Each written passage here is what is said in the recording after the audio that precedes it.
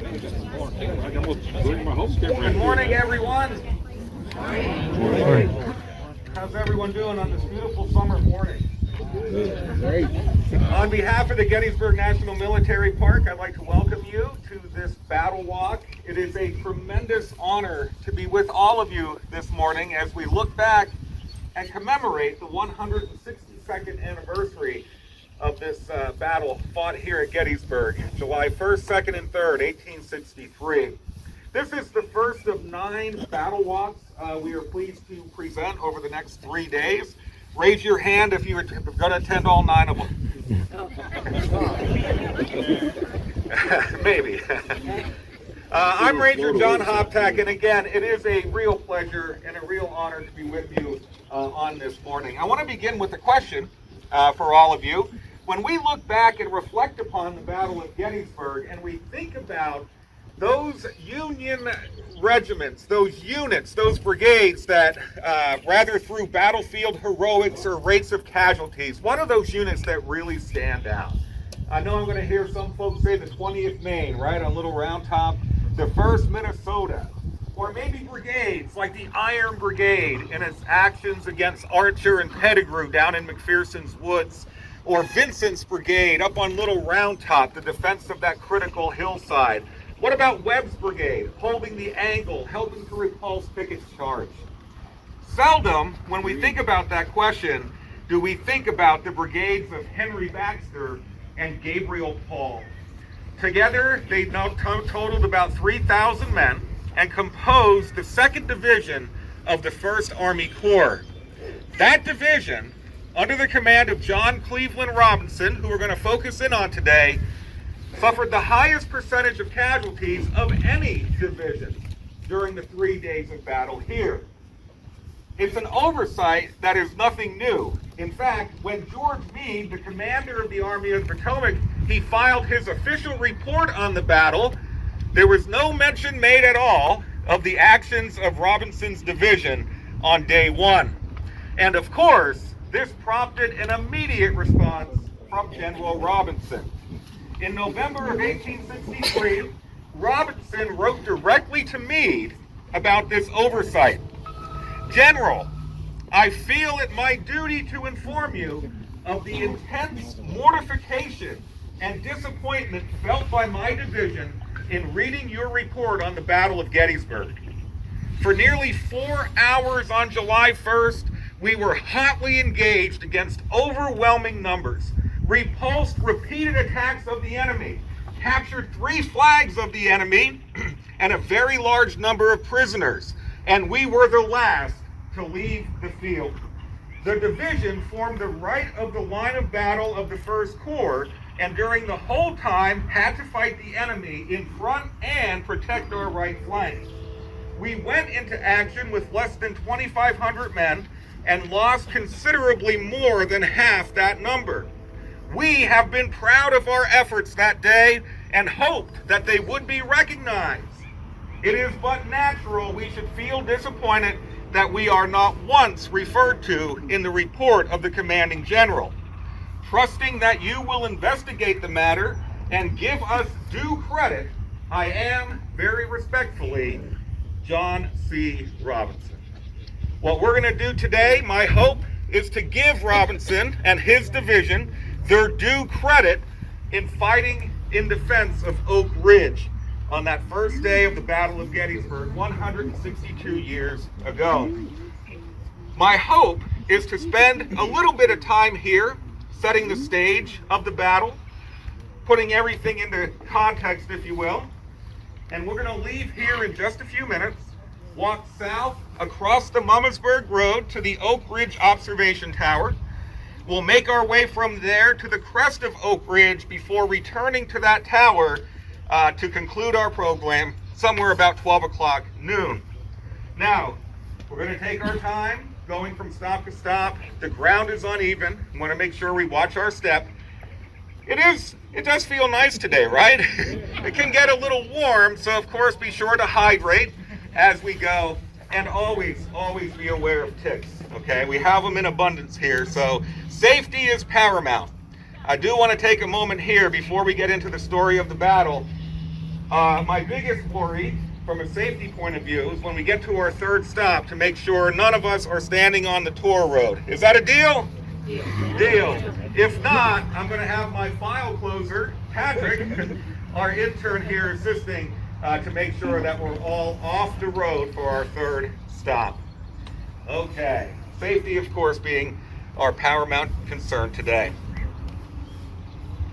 Let's imagine it's 12 o'clock noon, Wednesday, July 1st, 1863, and we're standing right here on this piece of high ground north of Gettysburg called Oak Hill.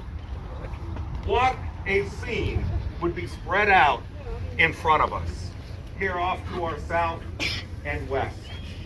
Just off to our southwest, about a mile away, is a terrain feature called Hers Ridge. And from here, I want to direct your attention to the red roof of that building. Can we all see that? Out in the distance. 1 mile away to our southwest. If we had been here on this high ground, we would have seen the battered elements of Harry Heath's 3rd Corps Division reassembling along that ridge, backed up by 33 cannon from A.P. Hill's 3rd Corps. Now, directly here to our front, we would have seen soldiers in blue. About 3/4 of a mile to our south, we would have seen Wadsworth's and Doubleday's division of the 1st Army Corps. Abner Doubleday had assumed command of this 1st Corps about 2 hours earlier when John Reynolds was killed in action. Abner Doubleday is not entirely sure what Reynolds had intended when Reynolds brought his 1st Corps to Gettysburg that morning, but will use this time to strengthen the defenses of McPherson Ridge to our south. In that woodlot behind McPherson's barn about a mile away went the Iron Brigade. Roy Stone's brigade will take position just to the right of the McPherson barn, facing to the west. Closer toward us, Lysander Cutler's brigade, extending north across these wide open fields just here to our south. Looking off in this direction, you will see a post and rail fence, again about a half mile from us. Just beyond that, an unfinished railroad cut. Cutler's line is extending across those open fields, its flank perfectly exposed. The soldiers of the Union Army 1st Corps had arrived, and they helped to turn back Harry Heath's first advance toward Gettysburg that morning. With a little bit of understatement, Harry Heath would later report that the enemy was found to be in strength in Gettysburg. He is recovering from that initial pushback around Hers Ridge when at just about 12 o'clock noon, a fresh wave of Confederate infantry arrived on this hillside. About 8,000 soldiers commanded by 34-year-old Robert Emmett Rhodes. This division was the largest in the Army of Northern Virginia. It had 5 brigades, about 8,000 men. The size of this one division alone is about the size of the entire 1st Corps. And look where Rhodes and his division arrived. Right here, squarely on the flank of the Union 1st Corps. The attention of the Union 1st Corps naturally is not toward us here to the north. Where are they all looking? They are looking to the west, where that first initial Confederate advance had come early that morning. Now, Robert Rhodes and his 8,000 men had arrived from the north that day. Early that morning, Robert Rhodes and his immediate superior, Richard Ewell, commanding the 2nd Corps Army in Northern Virginia, are near a town called Middletown. Today we call it Biglerville. A little bit further to the northeast, another division of the 2nd Army Corps under Jubal Early, about 6,000 men, are advancing from around Heidlersburg. That morning, these 2 Confederate divisions were heading west, heading toward the small town of Cashtown, right at the foot of the South Mountain Range off to our southwest. So Rhodes and Early were heading west in response to Lee's order to concentrate near Cashtown or Gettysburg as circumstances might dictate. But that morning, Richard Ewell, he changed his course of advance. That morning, he received a note from A.P. Hill saying he is advancing toward Gettysburg, and in response to that, Ewell, Rhodes, and Early decided now to turn south, as the circumstances now dictated that they also head toward Gettysburg. Now, to notify Robert E. Lee of this change of command, Richard Ewell, brand new to Corps Command during this campaign, he will send his stepson, who served on his staff, to report directly to Lee. Let Robert E. Lee know that we are also heading toward Gettysburg. Campbell Brown, the staff officer, Ewell's stepson, will ultimately locate Lee somewhere near Cashtown. He found Lee a little bit agitated that morning because Lee thought he had made it clear to his subordinates not to bring on a battle. So what in the world was happening just a few miles down the road when he heard the guns of East Division? Robert E. Lee asked A.P. Hill what was going on. A.P. Hill had no ready response. So Lee was trying to come to grips with what was happening just a few miles away. Here comes Campbell Brown. He salutes Robert E. Lee and he informs him that both Rhodes and Early are heading toward Gettysburg. Robert E. Lee looked at Campbell Brown and asked, "Have you heard anything of Jeb Stuart, the chief of cavalry for the Confederate Army, who is noticeably absent?" Campbell Brown said no, he had no reports from Jeb Stuart, and Robert E. Lee may have told Campbell Brown at this point, go back to Ewell and remind him of the general instructions to what? Not bring on a battle, right? But by the time Campbell Brown reported back and he found Ewell and he found Robert Rhodes on this hillside, it was too late. Robert Rhodes and Richard Ewell are about ready to strike. So for the second time that day, Lee's orders to avoid battle are about to be violated. This time by attacks launched off this hillside heading toward the south. Now, Robert Rhodes and his men had arrived at a propitious point, again, the highest point of ground on this unfolding battlefield, and at a propitious time. They soon, however, detected troop movements that made them concerned about the safety of this hillside. Looking off to the east, they noticed that arriving from the streets of Gettysburg, pouring out upon those plain open fields north of town, here come the advanced elements of the Union Army's 11th Corps, commanded by Oliver Howard. Now, when Oliver Howard arrived on the field, he assumed command of the field from Doubleday. So already that day, we've had 4 Union commanders on the field. John Buford and his cavalry division, John Reynolds before he was killed in action, Abner Doubleday, and now Oliver Howard. So Oliver Howard, the 33-year-old abolitionist from Maine, is in command of the Union forces here north and west of town. On his way north, he, like Buford, like Reynolds, recognized the critical importance of the high ground south of Gettysburg. And as we look off to our southeast, you will see the town of Gettysburg and the heights rising beyond it. Today covered by trees, at the time largely open. That open hillside, Cemetery Hill. Oliver Howard will put 2 of his brigades as a fallback force on that hillside and one of his batteries, just in case the Union Army is driven back. That is to be their rallying point. So Rhodes and Ewell will see the advance of the 11th Corps deploying across these fields here to our east.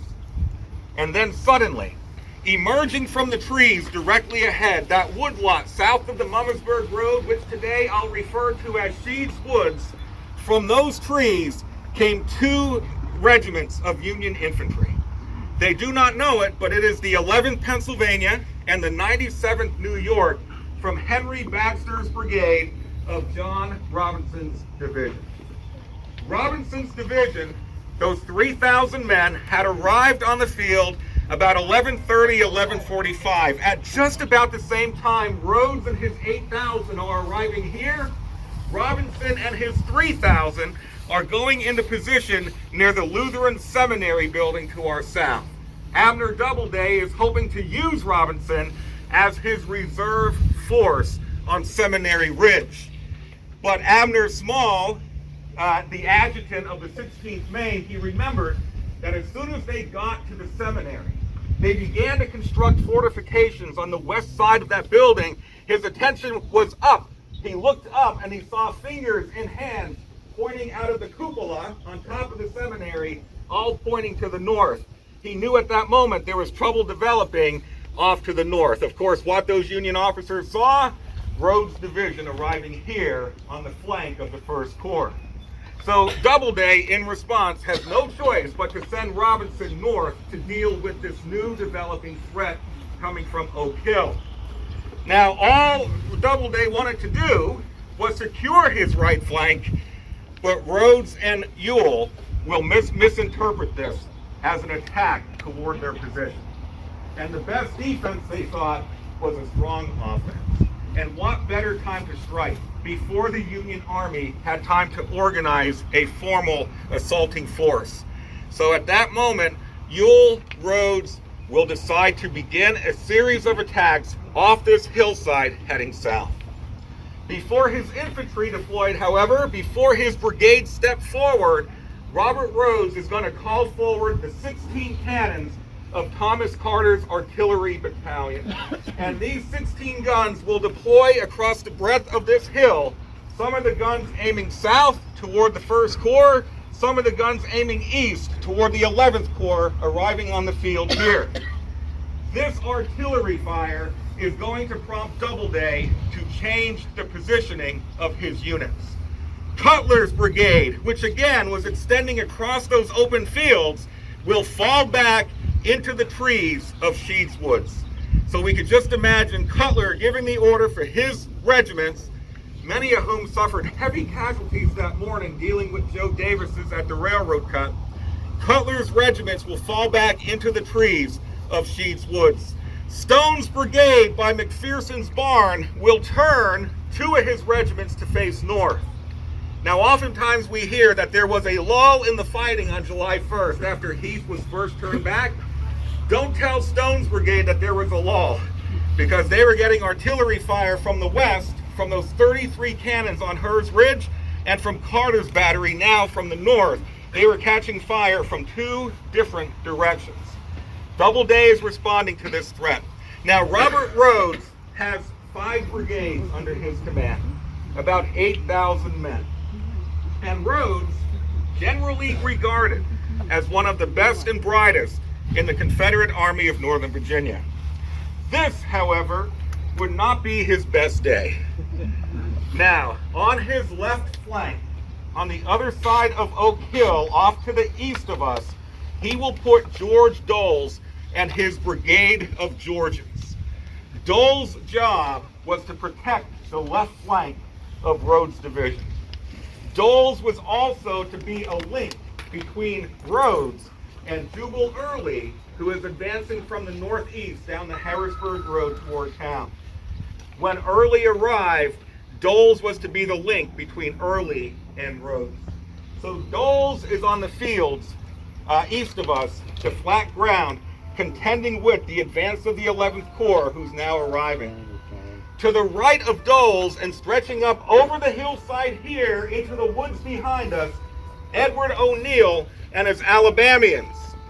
Edward O'Neill has 5 regiments, but as we will soon see, he only advanced with 3 of them. Because of the artillery fire coming from the First Corps, Robert Rhodes is going to pull the 3rd Alabama from the right of O'Neill and attach them to the left of Daniel's brigade, forming up in the trees just over here to our northwest. The 5th Alabama will be sent down to assist Dole's. So the Alabama brigade is kind of getting parceled out. Next to O'Neill's Alabamians, forming in the woods, just on the other side of the Mummersburg Road, there is Alfred Iverson and his 1,300 men from North Carolina. To the right rear of Iverson, Junius Daniel's large brigade, 2,100 men strong. Robert Rhodes was hoping to advance with O'Neill, with Iverson and with Daniel in a coordinated attack off this hillside to crush and overwhelm and overrun the Union First Corps here to our south. As we will soon discover, though, the attacks do not go as Rhodes had planned. They are ill-led, they are ill-coordinated, and instead of advancing in unison, these brigades will be fed into the fight one at a time. Up first, Edward O'Neill and his 3 Alabama regiments are about ready to launch their attack off the side of this hill, heading down toward what they thought was the exposed right flank of the Union First Corps. We're going to follow in their footsteps to our next stop. Carefully, we'll take our time. We have some folks who are going to help us cross the road, and we're going to gather underneath the tower just south of the Mumminsburg Road. For those of you near the back, near the tower, can you hear me okay? How about now? Doing okay? All right, we get a lot of feedback with these, so hopefully it's not too overwhelming. What a turnout we have for this battle anniversary. I think we have almost a small brigade here. I'm going to rely upon Patrick to give me a number, a count here when he arrives. At least a couple regiments worth, I would say. All right, Patrick's giving me the thumbs up. All right, everyone. So, of course, we jumped right into the battle story at our first stop up at the Peace Light. But as most of us know, Robert E. Lee was in the process of bringing together his divided command. He had launched this campaign of invasion about 1 month prior to this from central Virginia, had spread his army out across south central PA, and when he heard reports of the Union Army closing in toward the Mason-Dixon line toward Pennsylvania, Lee decided to consolidate his forces, using the network of roads that all led toward Gettysburg as a point of rendezvous. So the instructions to his subordinates laid on June 28th, June 29th, were for all of his various commands to make their way to either Cashtown, a foot at South Mountain, on the foot of the South Mountain Range, to Cashtown or to Gettysburg, quote, as circumstances might dictate. On June 30th, a part of A.P. Hill's command detected Union troops around the town of Gettysburg, and in the absence of Jeb Stuart's cavalry, with 3 of the 5 brigades of Confederate cavalry, instead of the cavalry determining the size and strength of that Union force, A.P. Hill will send 2 divisions, Harry Heath and Dorsey Pender, a total of about 15,000 men as a reconnaissance in force. A.P. Hill reported that to Lee. Lee had no objections, just as long as they not bring on a general engagement. On the morning of July 1st, as Heath was advancing toward Gettysburg from the west, Buford's cavalry opened fire. One thing led to the next, and the situation began to unravel. Neither army commander necessarily prepared for a fight that day, but a battle would be brought to them. Okay, so we are standing on the eastern slope of Oak Ridge, just south of the Mumminsburg Road. At the time of the battle, the Mumminsburg Road on both sides would have had a stone and rider fence on both sides of this road, and the oak grove that you see here to our south would have extended out toward us a little bit further. There, of course, was no tour road up here, no observation tower for John Robinson to climb up, and there was no train tracks like we see now at the foot of the ridge here, just to the east of us.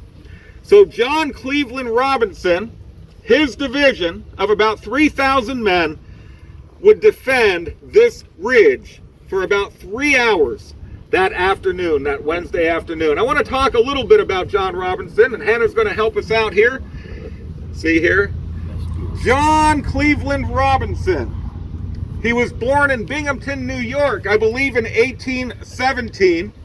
His father was a rather prominent physician. His father had migrated to Binghamton from Connecticut and had established a pharmacy in Binghamton. But John, his son, doesn't see a career, a future in medicine. He wants to go to the military. So he entered West Point in 1835, 18 years old. He attends the academy for 3 years before he's expelled. The reasons are unclear, but a few reports say he was expelled for disobedience. Either way, he tried to study law, but he felt a calling to the military.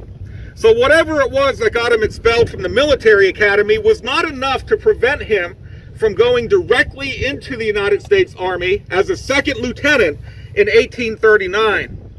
He was with the 5th United States Infantry, and that will begin a 30-year career in the uniform of the United States.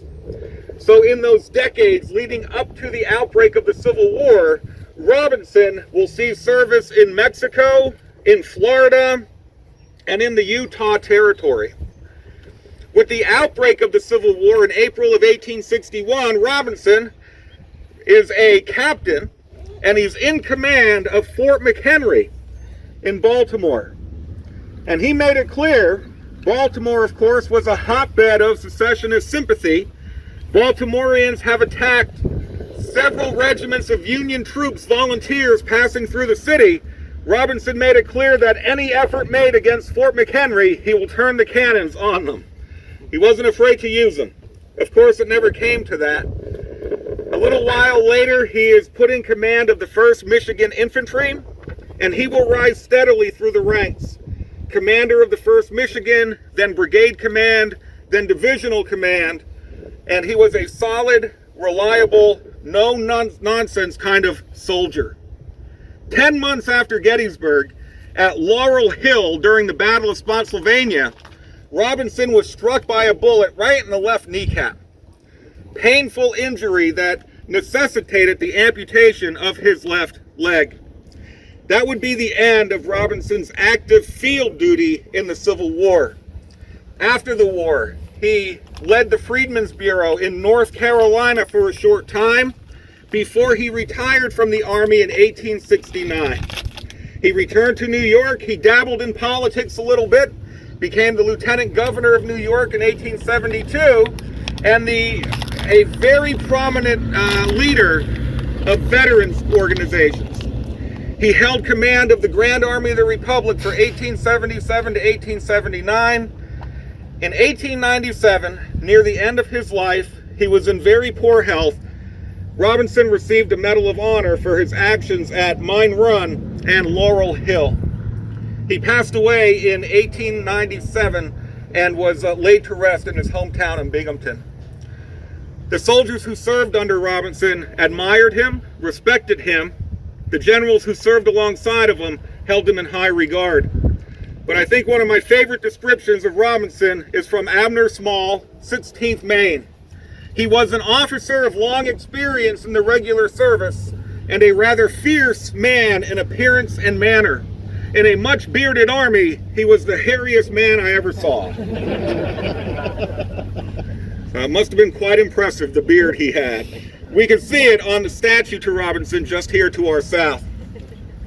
Now, Robinson's division, along with the 1st Army Corps, were encamped near Marsh Creek, about 5 to 6 miles south of Gettysburg, on the night of June 30th into July 1st.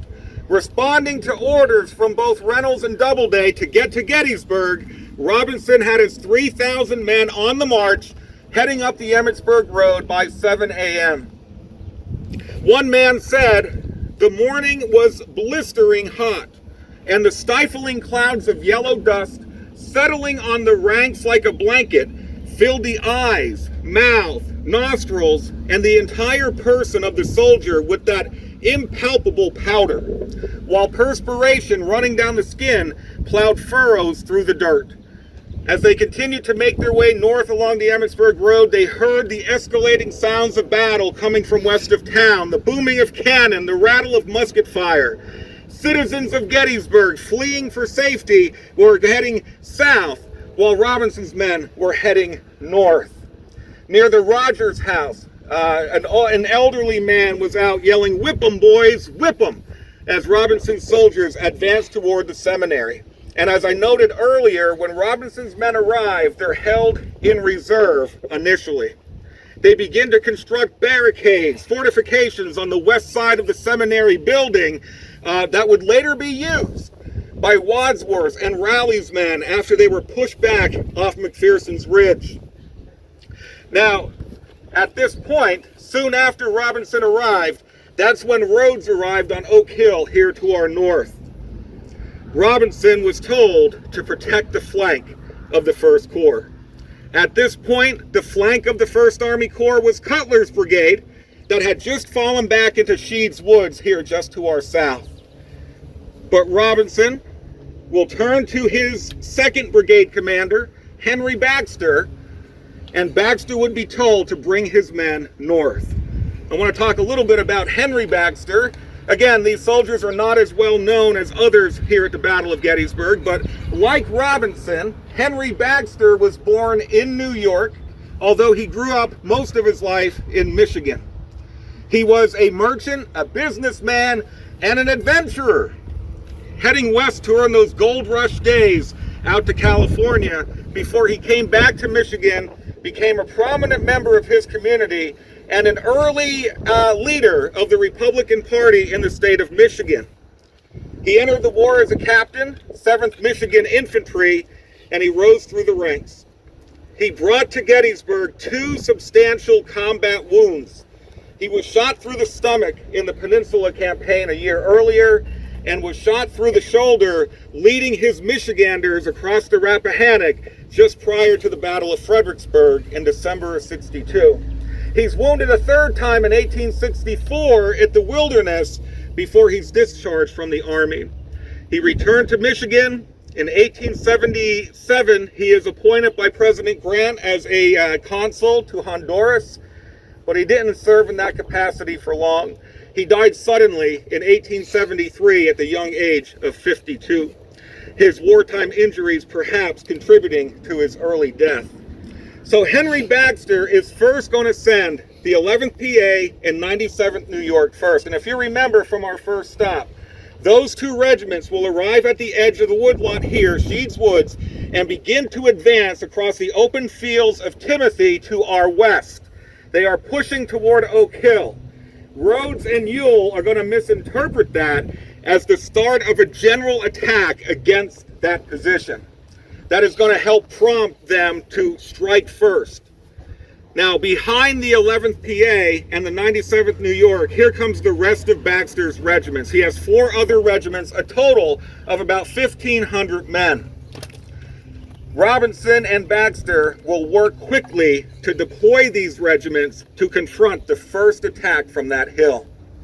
The 11th PA, 97th New York will fall back into the woods. Then they will form up along the crest of Oak Ridge behind many of us, facing west. The next unit to arrive, the 12th Massachusetts, will form up near where we're standing. Several of the companies looking west, most of the regiment heading east down the slope of this hill. So half of the 12th Mass are looking west, the other half are looking north. Here comes the 88th Pennsylvania, here to my right, further to the east. The 83rd New York and the 88th Pennsylvania will deploy at the base of Oak Ridge near the Mummersburg Road. Henry Baxter's line looked like a capital letter L. The bottom of the L are these units on top of the ridge looking west. The long end of that capital letter L stretching down the east side of this ridge facing north. Everyone have a good understanding of that position? Now, just to the right of the 88th Pennsylvania and near that little line of trees, there is the advance of the 11th Corps. The 45th New York, a heavy skirmish line, is advancing across these fields. Next to them, a little bit further back, the 61st Ohio and the 74th PA are engaged in a heavy firefight with Dole's men on these fields here to the north. Remember, Dole's brigade was on the left flank of Rhodes' command. So these fields here to the east of us are getting covered now with the smoke of battle. Now the hope was, Oliver Howard, the hope was to connect the 11th Corps directly to the 1st Corps and occupy that high ground. Of course, that's not possible with the presence of those 8,000 Confederate infantry. Okay, so Rhodes wanted to attack 3 brigades strong: O'Neill, Iverson, Daniel. But whatever happened, O'Neill's brigade stepped forward to the attack first. Some may disagree. Some historians say Iverson actually advanced first. But I'm going to go with O'Neill, the more accepted narrative. But O'Neill's brigade only advanced with 3 of their 5 regiments. The 3rd Alabama had been put on the side of Junius Daniel's brigade. The 5th Alabama was providing flank support for Dole's, so only the 12th, the 26th, and the 6th Alabama are attacking toward us. They step out of the woods on top of Oak Hill, and they begin to advance south, directly toward where we're standing, perhaps expecting to encounter the right flank of the 1st Corps, but instead they ran directly into the face of Baxter's brigade deployed here. What was worse, their left flank, as they advanced this way, their left flank is getting hit hard from the 11th Corps soldiers deployed across these fields. Dilger's battery, Wheeler's battery, 11th Corps, firing canister into their flank as they advance. Those 2 batteries also taking a heavy toll on Page's Confederate battery halfway down the east slope of Oak Hill. Thomas Carter, the battalion commander, will see the damage being done to Page's battery, and he's furious. Who put these cannons here in that exposed position just above the McLean barn? He galloped over to Robert Rhodes and said, "What fool put my battery over here?"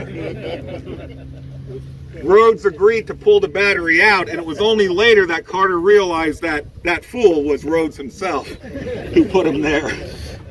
But here comes O'Neill without O'Neill. Edward O'Neill, brigade commander, is in the rear as his 3 regiments attack to our south and toward us to the south. Rhodes was a little upset to find O'Neill in the rear while the rest of his brigade went forward. The rest of the brigade, though, is going to come to grief just as they advance toward this road. There are not many first-hand accounts of this combat. This attack seemed to be over within just a matter of minutes. O'Neill would later report that it lasted more than half an hour, but a captain with the 5th Alabama said it lasted just about 15 minutes at most.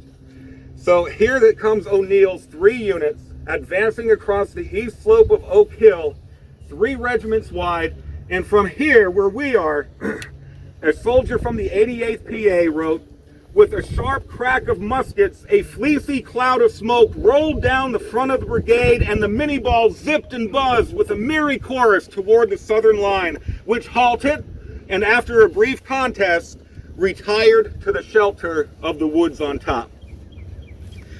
Rhodes, seeing the faltering of his brigade, this was his brigade, by the way. He led this brigade at the battles of South Mountain and Antietam. When he saw it began to falter, he galloped over to the 5th Alabama and ordered them forward to help support this attack. But as they pass the McLean barn here, they're getting heavy fire from the flank of the 11th Corps, and O'Neill's attack is driven back with loss. That attack, again, Rhodes would later write, "They moved forward, quote, with alacrity, but also in confusion and not in accordance to my orders." So Rhodes there taking a jab at O'Neill for not interpreting his orders to attack. Rhodes would claim that he ordered Iverson and O'Neill to attack together, but as we'll see, O'Neill went first, Iverson came second. Now Robinson, that much heavily bearded man, and Baxter, they had turned back the first Confederate assault launched off of Oak Hill. It wasn't long, though, before a new threat is developing. That one is coming from the west, from across the fields. And just like we have a difficult time here seeing what lay on the other side of this ridge, so too did these Union soldiers in blue. But pretty soon, working with Robinson, Baxter is going to turn his L formation into a straight line on top this ridge. So to confront the new threat that's emerging from the west, Robinson and Baxter will turn and shuffle their brigade along the ridge to face that way. Now remember, we made a deal early on, right? That deal was what? Don't stand on the Toro Road, that's right. So our next stop, we're gonna walk along Oak Ridge. We're gonna get to the front of the monuments for Baxter and Paul. It is a narrow strip of grass, but if they were able to put entire regiments in formation, I know we can do it also. So we're just gonna head a short distance off to our south. All right, everybody, is everyone off the Toro Road? If not, I'm going to give Patrick power here. Use whatever force is necessary. I'm only kidding. But this is a busy road. Traffic does go both ways. So I'd feel much better, of course, if everyone gave me a thumbs up that we're off the Toro Road, ready to proceed. Very good. Outstanding. Now, Robinson had been sent north with Baxter's brigade. And working directly with Baxter, Robinson, there we go, Robinson helped to turn back O'Neill's initial attack launched from the north of Oak Hill. Just moments later, Baxter and Robinson are going to reposition their entire brigade so that it is lined up along the crest of Oak Ridge, everyone facing to the west, across these open fields directly here to our front. Robinson is also going to send back to the seminary to get his other brigade up here as well. His other brigade under Gabriel Paul. They begin to mobilize near the seminary. They're on their way north to support Baxter as the next wave of Confederate gray emerges from the woods out here to our front to the west of us, sweeping directly across these fields. Those men, about 1,300 North Carolinians, 4 regiments, are commanded by Alfred Iverson. Alfred Iverson from the state of Georgia, commanding this brigade of North Carolinians. Prior to Iverson, this brigade was commanded by Samuel Garland from Virginia. And the North Carolinians really wanted one of their own to command that brigade, believing they had numerous competent leaders within their own ranks. So Iverson took command of a brigade that didn't have much time for him. And he did himself no favors when he began to appoint his friends to fill vacancies in the ranks of the other regiments. Let's just say when Iverson and his brigade arrived here, the men in the ranks and Iverson were not quite getting along. Some of Iverson's men would later write that at the Battle of Chancellorsville, he was well to the rear of the fighting. Something we'll see repeated here at Gettysburg. Robert Rhodes wanted Iverson to advance in unison with O'Neill. O'Neill had already gone forward and been repulsed by the time Iverson comes into view. Iverson's men are behind the modern-day Toro Road where all the vehicles are parked. That is oftentimes called Forney Ridge, named after the John Forney farm, which we have a photograph of, a very substantial farm that once stood where those vehicles here are now parked. So Iverson's brigade will advance from behind the Forney farm, and they will then turn, swinging across these fields, advancing toward us. Iverson may have been heading toward a gap that then existed in the Union line. The gap between the bottom part of the L under Baxter, up here to the north, and Cutler's men in the woodlot here. Let's remember that Cutler's brigade are in these trees just here to our south. And before Baxter redeployed to fill the entirety of this ridge, there was a gap between his 11th PA, 97th New York, and these men in the woods. That gap is soon to be filled. As noted, the capital letter L is about to be straightened out. The 12th Massachusetts will turn up to face west, while the 90th PA would go astride the Mummersburg Road near where we see that parked vehicle, the law enforcement vehicle. The right end of the 90th PA is going to be refused because O'Neill's men are still up in those trees firing down. So to give their flank support, part of the 90th PA are firing north into those trees, again, near where the parked vehicle is. Then the 12th Massachusetts, the 11th PA and 97th New York will sidestep to the south to open up room for the 88th PA, 83rd New York here just off to our north. This ridge line, their geography here, will factor prominently in about what is about to unfold. All this movement, all this activity is taking place behind you without Iverson or his men knowing anything about it. One man from Iverson's brigade wrote, "The brigade advanced under artillery fire through open grass in gallant style, as evenly as if on parade." They emerged out from behind that ridge, but the way they advanced toward us is going to be in oblique fashion. The 5th North Carolina holds the left flank of Iverson's line. Next to them, the 20th, the 23rd, and then the 12th North Carolina on the right flank of Iverson. Moving behind Iverson and out of our view for the moment, behind that ridge and heading south, Junius Daniel's large brigade. Iverson may not have moved forward with his brigade, but he did try to coordinate his advance, not with O'Neill, but with Daniel. Daniel's 2,100 men were to provide flank support for Iverson as they moved across these fields. But as Daniel's men are moving behind that ridge and heading south, they are taking fire from Stone's brigade along the Chambersburg Pike to their front. Stone's men facing north are firing right into Daniel as he advanced further south. Just a moment here to remind you that out where that red roof of that barn is Heath's division, backed up by Pender's division of the Confederate 3rd Corps. 15,000 men, give or take, motionless. Robert E. Lee has arrived at this point, and Harry Heath wants to attack again from the west. But Lee will stop him. "No, I am not yet ready for a battle." That meant Doubleday's men are able to deal with Rhodes directly. As long as the attacks are coming from one direction, they're better able to respond. Later on, of course, Heath and Pender will advance from the west, making it impossible for the 1st Corps to hold their position here. So can you all imagine this?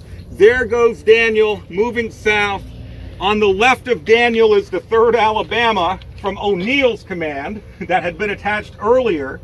The commander of the 3rd Alabama not quite knowing what to do, but he's going to advance with Daniel. Here comes Iverson to our front. Baxter's men redeploying behind us. George Grant of the 88th Pennsylvania wrote, "With a rapid change of front to meet the attack, we found ourselves in an admirable position on the crest of a ridge behind a low stone wall." One man from the 97th New York, just to give you an idea, they're a little bit on the eastern slope of us, had to stand up on his tiptoes just to see Iverson's men advancing across these fields. Iverson could not see this change of front. A man in the 12th North Carolina, he wrote, quote, "The troops bounded forward, not knowing certainly where the enemy was, for the whole line, with every flag, was concealed behind the rock wall on their right and the drop of ground on their left. Not one of them was to be seen." John Vautier of the 88th Pennsylvania, just up here to the north of us, wrote this memorable line, quote, "Iverson's men with arms at right shoulder came on in splendid array, keeping step with an almost perfect line. They reached and descended a little gully or depression," can you all see it? "And moving on ascended the opposite slope as orderly as if on brigade drill, while behind the stone wall, the Union soldiers, with rifles cocked and fingers on the triggers, waited and bided their time, feeling confident that they could throw back these regiments coming behind them." The first gunfire came from the woods. Cutler's men firing out of the trees across the front of Iverson's brigade as they advanced in ignorance of what lay to their front. Suddenly, when Iverson got to within 100 yards, just one football field away from us, a sheet of flame and smoke belched from the wall, flashing full in the faces of the Confederates, who at once halted, and though their men were falling like leaves in a storm, attempted to make a stand and return the bitter fire. 100 yards to our front, Iverson's attack is brought to a standstill, a complete standstill, just blasted by that initial wave of musket fire from Baxter's regiments behind the stone wall. Now, Iverson is attempting here. Iverson is not with these men. He's further back beyond that ridge.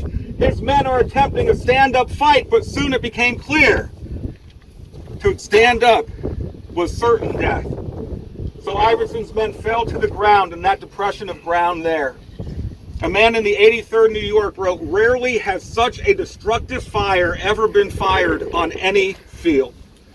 Hundreds of Confederates fell at that first volley, plainly marking their line with a ghastly row of dead and wounded men whose blood trailed the course of their line with a crimson stain, clearly discernible for days after the battle, until the rain washed that gory record away.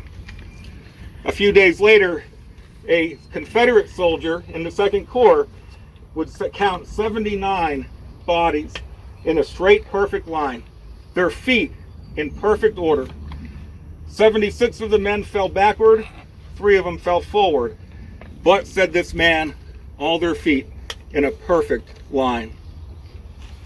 Some of these men tried in vain returning the fire. Daniel Christie of the 23rd North Carolina, he tried to organize a charge toward this position. Only a handful of his men went forward. Then he was struck down, mortally injured. Now, Iverson's men are trapped. They cannot go back, they cannot go forward. So Henry Baxter, galloping behind his line, would yell out, "Up, boys, and give them the steel!" And Union regiments began to climb up over this wall, charging out to gather in hundreds of Iverson's men who are now surrendering. Iverson's brigade is almost all but annihilated. The 83rd New York, the 88th PA, the 11th Pennsylvania, all advancing forward. The flags of the 23rd and 20th North Carolina are taken, as is the flag of the 26th Alabama up on Oak Hill. Some of O'Neill's men, seeing Iverson's men in their predicament, advanced south of the trees toward the right flank of Baxter's line. The 90th PA will countercharge, push them back, and take the flag of the 26th Alabama with them. Walter Montgomery of the 12th North Carolina wrote, "Iverson's men were uselessly sacrificed. The enemy's position was not known to the troops. The alignment of the brigade was a false alignment, and the men were left to die without help or guidance." Iverson is exposed. Heavy loss was inflicted upon his brigade. His men fought and died like heroes, wrote Robert Rhodes after the battle. His dead lay in a distinctly marked line of battle. Iverson brought to Gettysburg about 1,400 men. During the battle, the 3 days, 900 at least became casualties, with most of those 900 occurring within just a few minutes, 162 years ago this afternoon. Now, after taking the flags, after bringing in hundreds of prisoners, Baxter's men began to return to this wall. Their day is far from over. They have turned back 2 attacks already, O'Neill and Iverson. It's about 2:30, maybe 3 o'clock on that hot Wednesday. Baxter's outnumbered division holding on as best they could to this ridgeline here. But as one man wrote of the 11th Pennsylvania, he says, "As quick as one line was swept away, another and a stronger line would take its place." Before we move on, I do want to just take a moment to set the stage what's happening here to our front. Iverson's regiments, the 3 of them here to our front, the 23rd, the 20th, and the 5th North Carolina, shattered, devastated, annihilated. Their survivors began to stream back toward those woods. The regiment on the right flank of Iverson, however, the 12th North Carolina, is partially protected by this little rise of ground that we can see off to our left front. That little rise of ground will protect them from the fate suffered by their comrades. Cutler's men are running out of ammunition in those trees. They began to fall back toward the railroad cut further south. Henry Baxter's regiments are almost entirely out of ammunition. Having turned back O'Neill and Iverson, these men are also running low, very low on bullets. I encourage you, look at the monument to the 12th Massachusetts of Baxter's brigade. They are trying to tell you something. There is a granite cartridge box at the base of that monument, and it is empty. They want you to know, the soldiers of the 12th Mass, that they were here until they were out of bullets. There's no immediate resupply of ammunition coming, but there's another wave of Confederates entering on the field. Here's the 12th North Carolina, just off to our left front. The 3rd Alabama, not sure what to do, a little bit further back toward that ridge line. They belong to O'Neill's brigade, but they're working with Daniel and Iverson. Junius Daniel is exercising direct command of his brigade as opposed to O'Neill and Iverson, and Daniel is operating in 2 directions. He has to deal with the Union soldiers to his front near the railroad cut. So he'll put most of his regiments advancing south toward there, but to give flank support to Iverson, he will direct 3 of his units to attack Sheed's Woods head on. So if you can all imagine, to the left of where the 12th North Carolina is, Daniel's men are advancing toward the front of this woodlot here. Can we all get that? And arriving across the fields, in behind Iverson, here come 1,000 men from Stephen Ramser's brigade, the 5th and final brigade of Rhodes' division. So Ramser's appearance on the field, 1,000 fresh men, was met with a new wave of Union Blue, Gabriel Paul's brigade. We're not quite sure when Paul arrives. Some accounts have them arriving and going into the trees just as Iverson is about to come to grief. Some accounts have the 16th Maine and 94th New York charging across these fields to help bring in some of Iverson's men. Other accounts have Paul arriving after Iverson was repulsed. Either way, Gabriel Paul and his 1,300, 1,400 men will be arriving to take up the position held by Baxter. We're going to make our way back to where we were. I don't have to worry about you standing on the tour road any longer. So folks, we're going to head back to our final stop near where we just were at that tower. All right, I'm getting the thumbs up from Patrick back there. Patrick, did you get a crowd number yet, a count? I did. How much? 225. 225, all right. Yeah. Okay. Well, now you tell us. I will let it be known, of course, and Patrick is not like General McClellan. If that was McClellan, we would have, what, 450 out here. Then we wouldn't get anything done. I'm sorry. I couldn't help myself there. Patrick, thank you. And to all 225 of you, thank you so much for coming out on this day. As we commemorate, as we reflect and think back upon what took place on these very same fields that we're fortunate enough to still stand on after all this time. Of course, there have been some changes to the landscape, but most of the battlefield is preserved. I think the veterans, if they were to come back, they'd recognize this place where they were. I just want to take a step back from the fighting that took place here and look at the overall situation. It was now about 3:15 that afternoon, Wednesday, July 1st. Robert E. Lee was not prepared for a battle, but he will ultimately commit to fighting here. As I noted at our last stop, Lee is on Hers Ridge, trying to make sense out of everything. Harry Heath, who was turned back early that morning, is asking if he could attack again. It's going to take some convincing for Lee, because Lee is unaware of the size, the strength of the Union force to his front. He doesn't know where the entire Union Army is located. But then reports come in that Jubal Early's 6,600 men or 6,000 men are approaching Gettysburg from the northeast along that Harrisburg Road. And their direction of advance is going to bring them squarely on the right flank of the 11th Corps. And from where we stand, we can see that right flank. If you look off this direction, off to the east of us, can you see the flagpole rising out?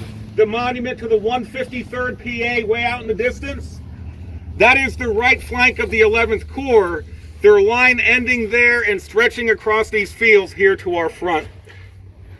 George Dole's men have been battling it out with the 11th Corps on these fields just directly here behind me up to this point. They are about to be reinforced heavily with the arrival of Jubal Early. So Jubal Early's arriving on the right flank of the 11th Corps. Rhodes is still organizing attacks from Oak Hill. Harry Heath is eager to renew his attack from the west, with Dorsey Pender's men backing him up. Robert E. Lee may not be aware of it right now, but his 4 divisions of Pender, Heath, Rhodes, and Early outnumber the Union 1st and 11th Corps by a heavy number. Some estimates place about 30,000 Confederates up against 20,000 Union troops that day. So Robert E. Lee is going to give the order just after 3 o'clock, maybe toward 3:30, everybody's watch was wrong, it's not correct, to attack. Heath is going to renew his attack from the west, and that's going to occupy Doubleday's attention here. Rhodes is going to organize yet more attacks from Oak Hill, and Jubal Early is about to strike. Think of it kind of like a half moon or crescent moon of Confederate soldiers advancing down the Harrisburg Road, off Oak Hill, down the Chambersburg Pike. It's like an avalanche of soldiers in gray closing in on the 11th and 1st Union Corps. Now, John Robinson was holding this position with Baxter's brigade alone. But when Baxter's men began to run out of ammunition, he is going to send most of Baxter back south into the trees of Sheed's Woods. They'll provide some battery support. Stewart's battery near the railroad cut. Cutler's men are falling back. When Paul arrived with his brigade, he had fewer men to defend this ridge. And here's a photograph of Gabriel Paul before the war. Unlike Henry Baxter, Gabriel Paul does not enter the army from the civilian ranks. Gabriel Paul is a lifelong soldier. His father, Rene Paul, was born in France, wounded at the Battle of Trafalgar, serving under Napoleon. Before immigrating to the United States, settling in St. Louis, Rene Paul becomes a surveyor of St. Louis. Gabriel Paul is born there in 1813.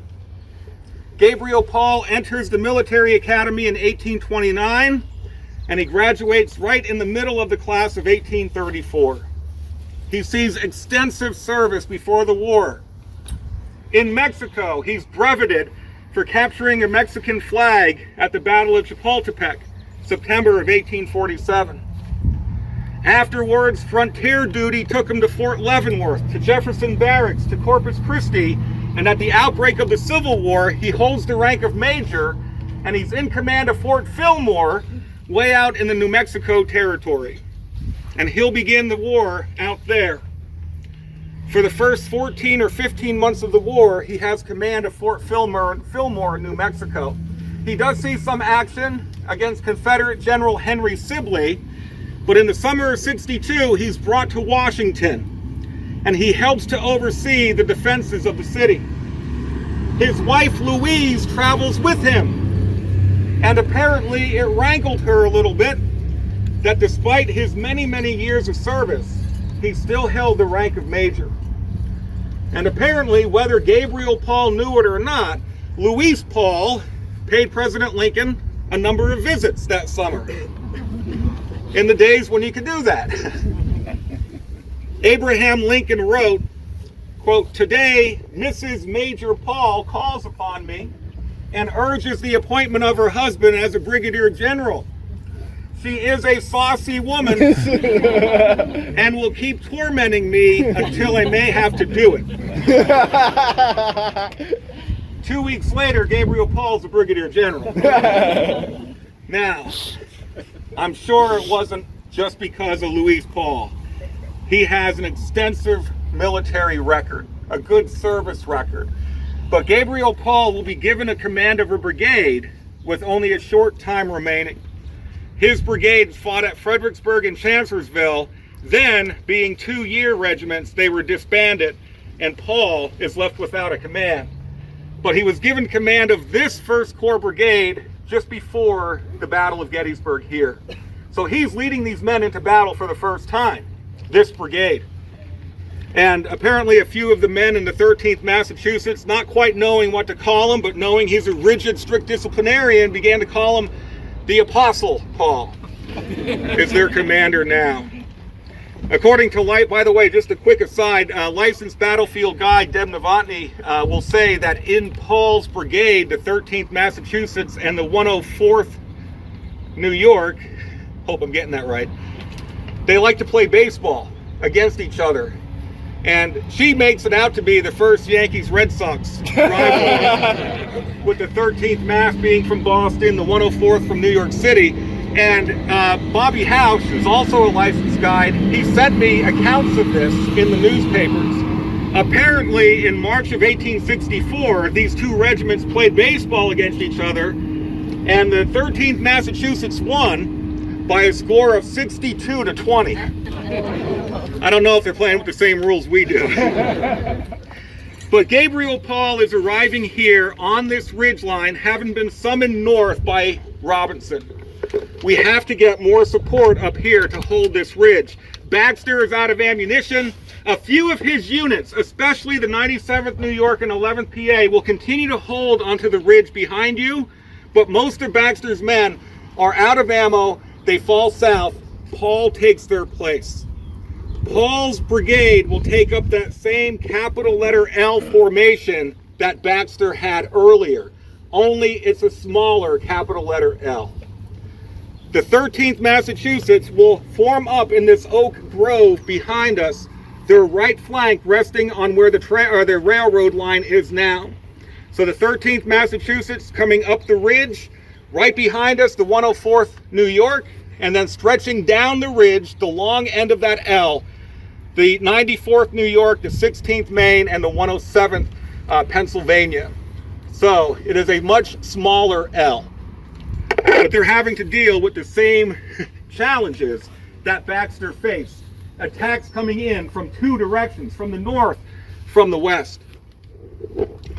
Gabriel Paul is wounded soon after he arrived. A horrific wound.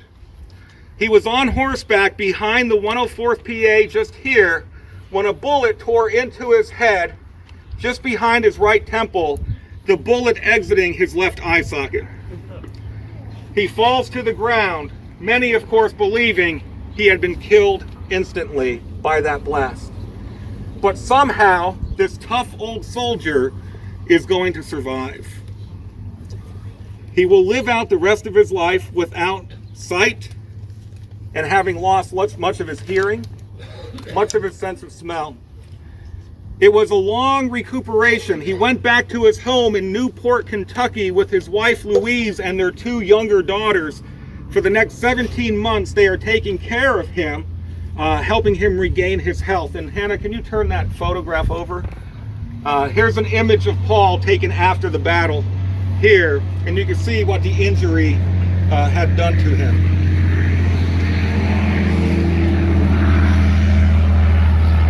Now, he is medically retired from the Army in 1865, quote, for disability resulting from wounds received in the line of duty. He's later breveted a brigadier general in the regular Army for his gallant and meritorious service here at Gettysburg. Despite his total blindness, his frequent headaches, he continued to serve the country. He's going to become the deputy governor of the Soldiers' Home near Washington, and then put in charge of a military asylum in his home state of Kentucky. After the war, his health deteriorated. They moved to Washington. He began to suffer from epileptic fits, sometimes as many as 6 per day. And he required almost constant attention. He passed away in May of 1886. His attending physician gave the cause of death as, quote, convulsion, the result of a wound received at the Battle of Gettysburg. A wound received 22 years, 10 months, and 5 days earlier before his death. Now, George Cullum, in his account of West Point graduates, he wrote this about Gabriel Paul.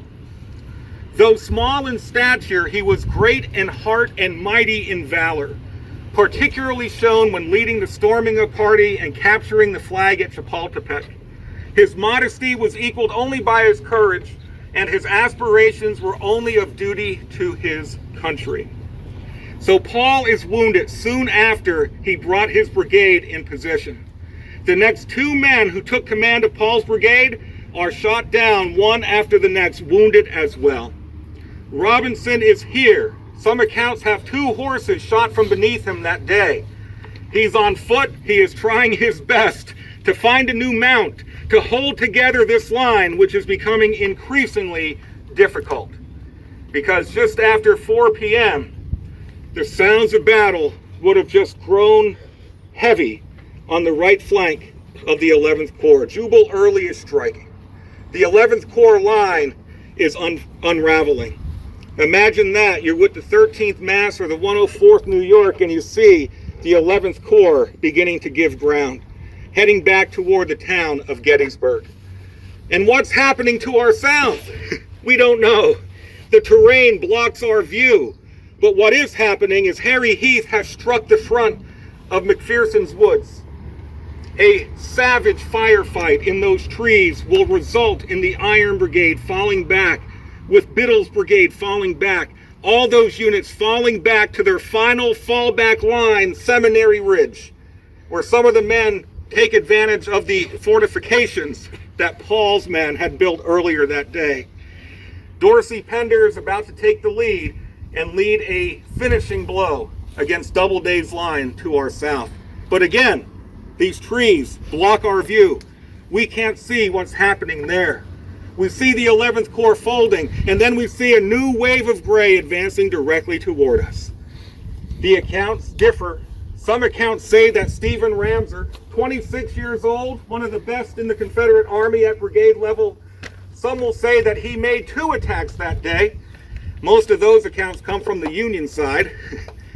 Confederate accounts mainly say there was only 1 more attack. Stephen Ramseur is going to hit Gabriel Paul's line from the west and from the north. See, Stephen Ramseur has 4 regiments. The 2nd and 4th North Carolina will be told to cross up over Oak Hill here and move in the direction O'Neill's men had earlier that day, attacking from the north. So here comes the 2nd North Carolina and the 4th North Carolina. To the right of them, off of the very top of Oak Hill, where we began our program today, here comes what is left of O'Neill's command. The 6th, the 26th, the 12th Alabama, moving down the hill. Next to them, on the other side of the Mummersburg Road and advancing from the west, here comes the 14th North Carolina, the 30th North Carolina, the rest of Ramseur's brigade, and to their right, the 3rd Alabama. The 3rd Alabama, who had been kind of left out there, asked if they could go along with Ramseur's attack. Someone yelled out from Ramseur's command, "North Carolina will stand with you today." And an officer from Alabama looked back and said, "Well, they haven't been so far." But the 3rd Alabama is about to attack from the west. The 12th North Carolina of Iverson also going to attack. Remember them? Protected by that little knoll? And Junius Daniel is continuing to hit the front of Sheed's Woods. A Confederate avalanche closing in.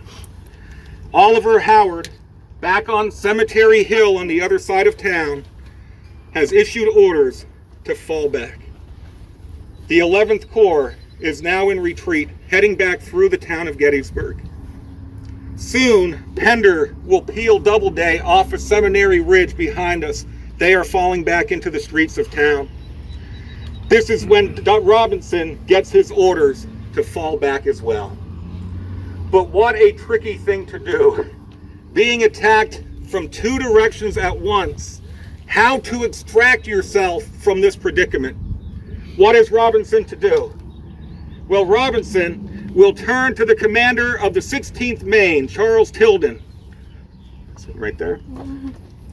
The 16th Maine is a little bit further south of us, looking west, dealing with the attacks from that direction. And Robinson, who assumedly found another horse, galloped up behind the 16th Maine, and he is going to turn to Tilden and say, I need men to buy me some time. Advance back to the Mummersburg Road and hold that ground at all hazards. Tilden looked at Robinson, saying, there's no way my men are able to do much. Never mind that, hold the ground up there at all costs. The rest of Robinson's division, the 13th Mass, the 104th PA, begin to fall back. There goes the 94th New York. There goes the 107th PA. All the rest of the Union soldiers wearing blue that day who have survived up to this point, all the rest are heading back that way through town to the safe haven behind, Cemetery Hill, the rallying point. But as the rest of the soldiers in blue are heading that way, the 16th Maine are heading where? This way. The 16th Maine was organized in the summer of 1862. They left Maine 999 men strong. At the outset of this battle, there's about 275 of them left. On July 2nd, 39 will report for duty. Charles Tilden will lead the 16th Maine into a position here where we are, and he will turn his regiment to face two ways, west and north. Abner Small remembered that when John Robinson galloped up and gave the order to Tilden turned to his command and said, you know what that means. Abner Small knew exactly what it meant. It meant the saving of the rest of our division. It meant, to many, a captivity worse than death. It was an imperative order to the foot of the sacrificial altar. Abner Small noted that as the 16th Maine began advancing toward us, Robinson is galloping away that way, heading back to rally his command, whatever was left of it, back on Cemetery Hill. We arrived in position here just as a flag and a line of battle showed up across the way. We heard distinctly the commands of a rebel officer directing his men to fire, and a volley crashed across the road, and we saw some of our men fall. Our line blazed away in reply, and the rebel flag went down, and the officer pitched headlong into the stubble. In the field across the road were dead men and scattered equipment, the wreckage of a rebel repulse earlier that day, and now there were more. But the attacking line came on, and following behind it was another, and we knew that our little regiment could not withstand the onset. Tilden and his men from Maine were only here for a few minutes, but it must have seemed like an eternity to them. Tilden will give the order to fall back, hopeful that his stand here bought enough time for the rest of the division to escape, to get out. They fall back this way, everyone for themselves. They get to the railroad cut, only to discover across the Chambersburg Pike Confederate soldiers sweeping down the east side of Seminary Ridge, directly to their front. They look to their right, and coming down the railroad cut toward their flank, here come Junius Daniel's men, advancing from that direction. Right on their heels, North Carolinians from Ramseur, Alabamians from O'Neill, even some of Iverson's men into the trees of Sheed's Woods. A man from Alabama apparently raised his musket directly at Tilden and demanded the surrender of his sword. But not giving up, he put the sword in the ground and broke it off at the hilt. And to prevent their flags from being captured, 162 years ago this afternoon, the men of the 16th Maine will tear to shreds their beloved flags so that they could keep them in pieces rather than have them captured by Confederate soldiers. The 16th Maine were the last of Robinson's division on the field. Robinson would later write that his division was the last of the Union 1st and 11th Corps to hold the ground.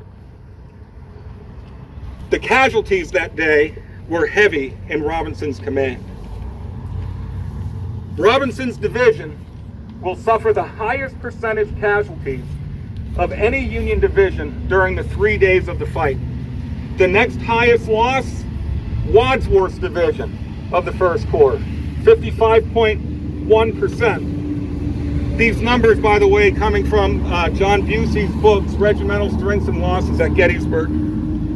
After that, Robinson, Wadsworth, the next highest divisional loss in the Union Army at Gettysburg, Barlow's division, and Schur's. Those 4 divisions of the Union 1st and 11th Corps, the highest percentage loss. It speaks to the heavy casualties sustained by those units on that first day of this battle. And folks, it's easy to say those numbers, but I think it's a more powerful thing to visualize them. So where's Patrick? Patrick, can you do me a favor? Can you stand back at the 90th Pennsylvania Monument? Now, Robinson's division lost 56.4% of its strength. I figured out that July 21st is 57% of the calendar year. So folks, to give us a better idea of casualties, if your birthday is between January 1st and July 21st, could you all do me a favor and head on over to Patrick? It's not going to be precise, but it will allow us to better appreciate the loss. I know. Now, for those of you here in front of me, if you want to take a step back toward me here, give us a better idea of our loss.